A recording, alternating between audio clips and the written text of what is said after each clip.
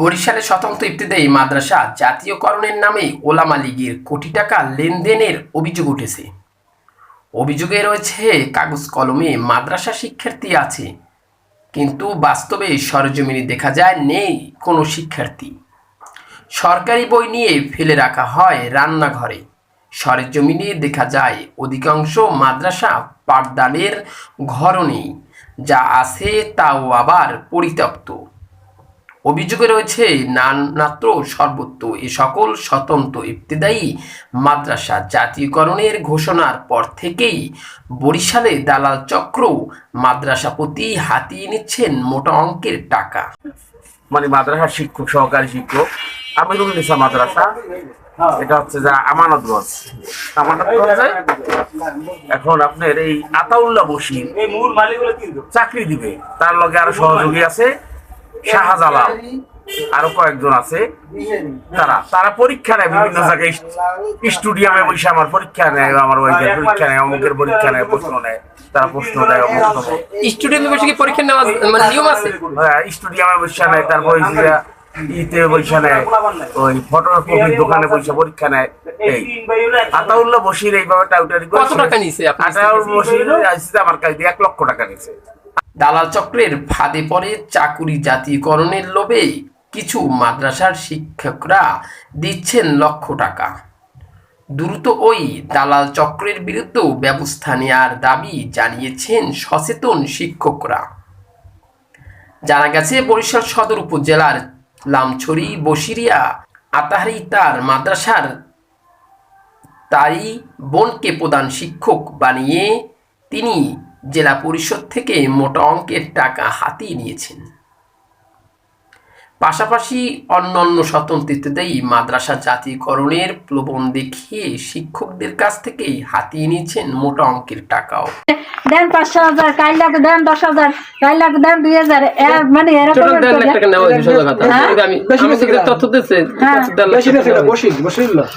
দালাল ভাই বেশি না। দালাল ভাই কত নেছে ভাই এখন ওটা এই খাতায় আমাকে সভাপতি কি বললেন নেছে? হ্যাঁ, মাদ্রাসায় এই কাজে লাগবে, এই কাগজে লাগবে, প্রতিষ্ঠানে দেওয়া লাগবে, এই হয়ে যাইবে। এ বিষয়ে স্বতন্ত্র ইবতেদায়ী মাদ্রাসার বরিশাল জেলার সেক্রেটারি রিয়াজ বলেন, স্বতন্ত্র ইবতেদায়ী মাদ্রাসা এখানে। হ্যাঁ, ওখানে গেছেন কেন? ও এখানে কেন গেছি সেটা কি মানে আপনার কাছে বলাই লাগবে জরুরি না? আপনাদের কোনো চিঠি আছে আপনারা তো ওখানে গেছেন? আমি সাংবাদিক মাহবুব ইসলাম সবুজ বলছি। আপনি সাংবাদিক যেই থাকেন, আপনার সভাপতির সাথে আমাদের সাথে কথা হচ্ছে, আপনি কেন ওখানে গেছেন? কোন সভাপতির সাথে? এই যে প্রেস ক্লাবের গেছেন কেন? কি দেখতে গেছেন বলেন? আমি একজন সংবাদ করি, যাইতে পারি কিনা? না, আপনাকে প্রতিষ্ঠান দেখার মতো কোনো অনুমতি, কোনো চিঠি কারো নাই। সংবাদ যাইতে পারি কিনা? একমাত্র অনুদানভুক্ত মিনিস্ট্রি অডিট হয়েছে, ওইগুলো আপনি দেখতে যাইতে পারেন। এই শেষে আপনি মাদ্রাসার যে বই আনছে, বই মাদ্রাসা চলে কিনা, চলমান আছে কিনা, বইগুলো আপনাকে দেখতে পেয়েছে? এটা কি সংবাদ করতে পারি কিনা সেটা আমি আপনাকে জিজ্ঞেস। না, সংবাদ করতে পারবে, বই কি আপনাকে অনুমতি দপ্তর দেখতে বলছে? পারবে কিনা সেটা আমি জিজ্ঞেস করছি আপনার কাছে। অধিদপ্তর দেখতে বললে পারবে, যদি অনুমতি দেয়, অগ্রাধিকার দেয়।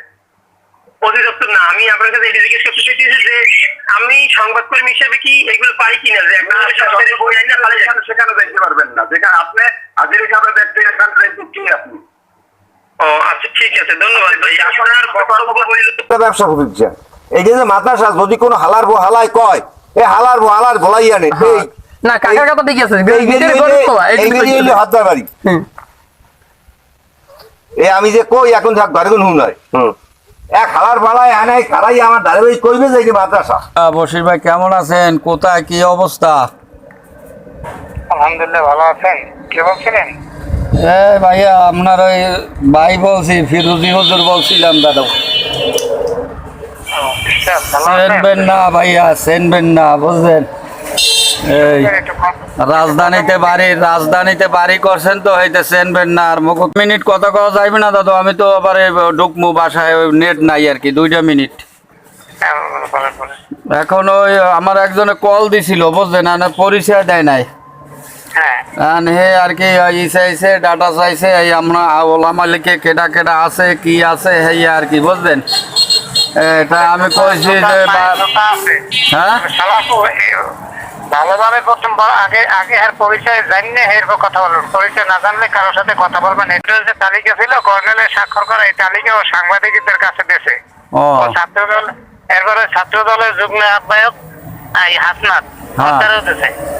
হ্যাঁ, হাসনাত আমার লাগে বহুত বার্গেনিং করছে এই পর্যন্ত। সাংবাদিক তালাশ টিম এই পর্যন্ত মনে করেন আমার লাগে 4বার সাংবাদিকের লাগে ক্রসিং হয়েছে। হ্যাঁ রমজান থেকে শুরু করে এবং রমজানের তালাশ টিম আইছে আমার কাছে। হ্যাঁ আমি তখন ঢাকাতে তালাশ টিম হয়ে ঝামেলা করছে, বহুত কাহিনী গেছে ভাই। নজরুলের চাকরি দেওয়াটাই ছিল হিরণ বাইরে দিয়ে আমার অপরাধ। এইটার বক্তব্য জ্ঞান ভক্তি আছে যা করছে শাহজালাল করছে ওর কারণে এগুলো কথা বলবেন না। পরিচয় নিয়ে পরিচয় পাওয়ার পর যদি সাংবাদিক পরিচয় দেয় তাহলে সাংবাদিক পরিচয় দিলে বলবো এটা তো আমাদের কাজ না, আর আমি এগুলো জানি টানিও না। যদি আপনাদের কাছে কিছু তালিকা থাকতে থাকে তাহলে এটা এই ব্যাপারে আমার কিছু বলার নাই। আর যদি আমার কাছে তালিকা চান, এই তালিকা তো আমার কাজ না, এটি হলো এনএসআইর কাজ। যদি প্রশাসন বলে হ্যাঁ তালিকা আমার কাজ না, আমি জানি না, আমার কোনো ডকুমেন্টস নাই, এটা সব। যাই হোক আল্লাহ বর্ষে আছেন কই আপনি বাড়িতে না ঢাকায়? মোবাইলে বলবো না, কথা হবে সাক্ষাতে। আসসালামু আলাইকুম। আচ্ছা ঠিক আছে।